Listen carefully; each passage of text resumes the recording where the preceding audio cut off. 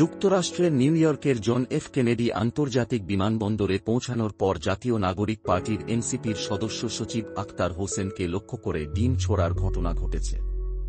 এ ঘটনায় উত্তপ্ত রাজনৈতিক অঙ্গন, আলোচনা সমালোচনা চলছে।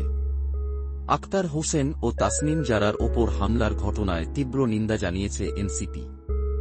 দলটির পক্ষ থেকে এক বিবৃতিতে এ ঘটনাকে সন্ত্রাসী হামলা উল্লেখ করে বাংলাদেশ সরকারের ব্যর্থতাকে দায়ী করা হয়েছে। একই সঙ্গে ৩ দফা দাবি উত্থাপন করেছে এনসিপি।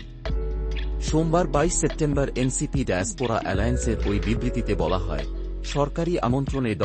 মোহাম্মদ ইউনূসের সফরে অংশগ্রহণ করতে গিয়ে আওয়ামী লীগ সমর্থক সন্ত্রাসীদের ন্যক্কারজনক হামলার শিকার হয়েছেন আখতার হোসেন ও তাসনিম জারা। বিবৃতিতে উল্লেখ করা হয়, এ ঘটনা শুধু রাজনৈতিক সহিংসতার বহিঃপ্রকাশ নয়, বরং রাষ্ট্রের কূটনৈতিক মর্যাদা ও নিরাপত্তা ব্যবস্থার চরম ব্যর্থতার উদাহরণ। আমরা প্রশ্ন রাখছি, যদি সরকারি সফরের অংশগ্রহণকারীরা ন্যূনতম নিরাপত্তা না পান, তবে বিদেশে অবস্থানরত বাংলাদেশি কনস্যুলেট ও দূতাবাসগুলোর অস্তিত্বের যৌক্তিকতা কোথায়? তারা কাদের স্বার্থে কাজ করছে, আর কেন এ ধরনের অপরাধীদের বিরুদ্ধে কার্যকর ব্যবস্থা নিচ্ছে না? সরকারের সমালোচনা করে আরও বলা হয়, বাংলাদেশ সরকার এবং পররাষ্ট্র মন্ত্রণালয় রাষ্ট্রীয় সফররত ব্যক্তিদের নিরাপত্তা প্রদানে সম্পূর্ণভাবে ব্যর্থ হয়েছেন। আমরা বাংলাদেশ সরকারের কাছে অবিলম্বে দৃঢ় পদক্ষেপের দাবি জানাই। এনসিপির ৩ দাবির মধ্যে প্রথম দাবি, বাংলাদেশ সরকারকে অবিলম্বে যুক্তরাষ্ট্রের ফেডারেল সরকার ও নিউ ইয়র্ক সিটির প্রশাসনের কাছে সরাসরি অভিযোগ জানাতে হবে। দ্বিতীয় দাবি, নিউ ইয়র্কের বাংলাদেশ কনস্যুলেট জেনারেল সহ সম্পূর্ণ ফরেন সার্ভিস টিমকে অবিলম্বে চাকরিচ্যুত করতে হবে। তৃতীয় দাবি, সফরের বাকি অংশে অংশগ্রহণকারী নেতাদের সর্বোচ্চ নিরাপত্তা নিশ্চিত করতে হবে। বিবৃতিতে আরও বলা হয়, উল্লেখযোগ্য যে আখতার হোসেন ও তাসনিম জারার সঙ্গে এই হামলার সময় বিএনপির মহাসচিব মির্জা ফখরুল ইসলাম আলমগীর সহ অন্যান্য সফরসঙ্গীরাও ছিলেন এবং তারাও আওয়ামী সন্ত্রাসীদের তোপের মুখে পড়েন, কিন্তু এই হামলার প্রধান লক্ষ্যবস্তু করা হয়েছে মূলত এনসিপি নেতৃবৃন্দকে। জুলাই বিপ্লবের সময় যারা জীবন বাজি রেখে লড়েছিলেন, তাদের প্রতি প্রতিশোধ পরাজয়ন হামলাকারীদের ক্ষোভ আজও থামেনি। আখতার হোসেনকে খুনি হাসিনা সরকার জুলাইতে গ্রেপ্তার করে নির্যাতন চালায়। যিনি গণ আন্দোলনের জন্য নিজের জীবন ঝুঁকিতে ফেলেছিলেন, আজও সেই সংগ্রামের মূল্য দিতে হচ্ছে। বিবৃতির শেষ অংশে দলটি স্পষ্ট করে জানায়, বিদেশি মাটিতে আওয়ামী লীগের এ ধরনের সন্ত্রাসী হামলা শুধু প্রবাসী বাংলাদেশিদের নিরাপত্তার জন্য নয়, বরং বাংলাদেশের মর্যাদা ও গণতান্ত্রিক ভবিষ্যতের জন্য হুমকিস্বরূপ। আমরা এর তীব্র নিন্দা জানাই এবং অবিলম্বে কার্যকর পদক্ষেপ দাবি করছি। স্থানীয় সময় সোমবার ২২ সেপ্টেম্বর নিউ ইয়র্কের কেনেডি বিমানবন্দর থেকে বের হওয়ার সময় আখতার হোসেনের ওপর ডিম নিক্ষেপ করা হয়।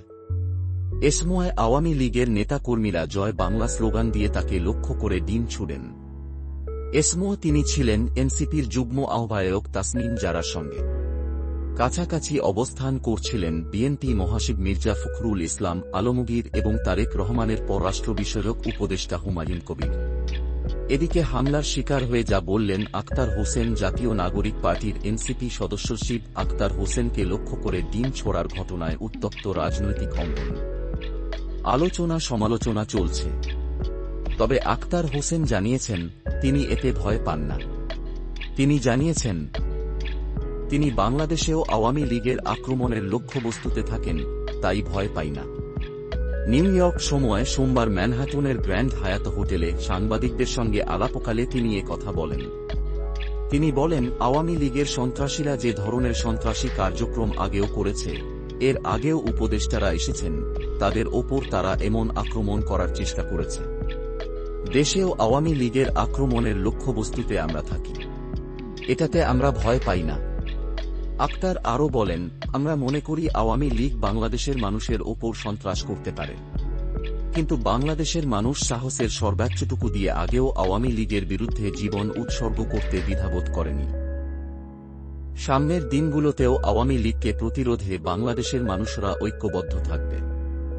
বাংলাদেশে আওয়ামী লীগ তাদের সন্ত্রাস নিয়ে আর ফিরে আসতে পারবে না। কথাটা আসলে যত সহজে বলা যায়, বাস্তবতা তার চেয়ে হাজারো গুণ কঠিন।